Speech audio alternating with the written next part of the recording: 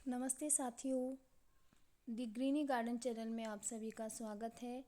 आज मैं लेकर आई हूँ आपके सामने एक नया वीडियो देखने से पहले प्लीज़ आप मेरे चैनल को लाइक एंड सब्सक्राइब कर दीजिए। आज मैं सवेरे सवेरे नर्सरी गई थी, वहाँ से लेकर आई हूँ वर्मी कंपोस्ट की खाद यानी कि केंचुए की खाद, जो आज मैं अपने गमलों में देने जा रही हूँ।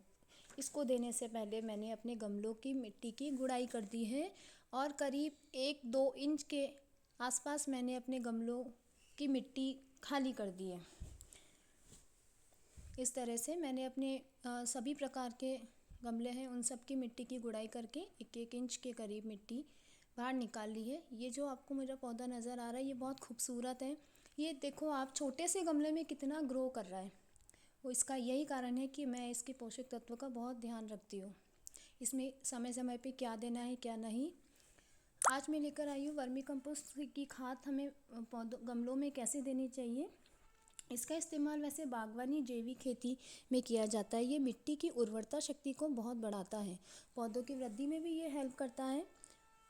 आपने देखा होगा पशुओं से प्राप्त होने वाली गोबर खाद की तुलना में इसे अच्छा माना गया है, क्योंकि इसमें गोबर खाद की तुलना में 5 गुना nitrogen, phosphorus, potash, magnesium, calcium होते हैं।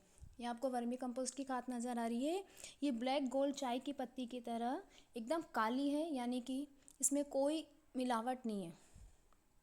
इस तरह से मैंने गमलों की 1-2 इंच मिट्टी खाली करके और इसमें केंचुए की खाद दे दी है।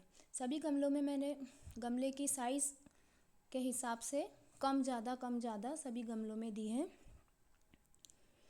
ये जो है वर्मी कंपोस्ट की खाद, ये मिट्टी को प्रदूषित होने से बचाती है। और सबसे अच्छी बात यह है कि ये अगर हम इसमें गमलों में दें या ज़मीन में उगे पौधों में दें तो ये दोनों, वायु और ज़मीन दोनों के प्रदूषण को भी कम करती है। और देखना आप, मेरी नोटिस की हुई बात है कि वर्मी कंपोस्ट की खाद का प्रयोग अगर हम हमारे गमलों में करते हैं मिट्टी में, तो इससे खरपतवार बहुत कम उगता है और पौधों में रोग नहीं लगता है।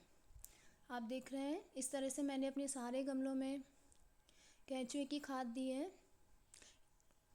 इस तरह से ये मेरे गुलाब का पौधा है, बहुत घना हो रहा है, तो मैंने इसकी कुछ टहनियाँ काट दिया है और इन टहनियों को भी मिट्टी में वापस लगा दिया है। हो सकता है ये मेरे नए गमले बन जाएं इसके। आप देखो ये टमाटर का पौधा है, ये छोटे से गमले में उग रहा है, ज़रा सी मिट्टी में मैंने इसको ग्रो किया है, लेकिन फिर भी इसमें 7 से 8 टमाटर आ रहे हैं अभी। इस तरह से मैंने अपने बगीचे में सभी गमलों में आज वर्मी कंपोस्ट की खाद दी और ये हमें महीने में एक बार तो दे ही देनी चाहिए। हर महीने के बाद हमें इसमें थोड़ी थोड़ी वर्मी कंपोस्ट की खाद देनी चाहिए। और आप भी जानते हैं और ये सच बात है कि यदि हम इसमें वर्मी कंपोस्ट की खाद महीने 1.5 महीने में अगर अपने गमलों में देते रहें तो हमें कुछ और दूसरे पोषक तत्व देने की आवश्यकता ही नहीं है। ये बहुत ठंडी खाद है।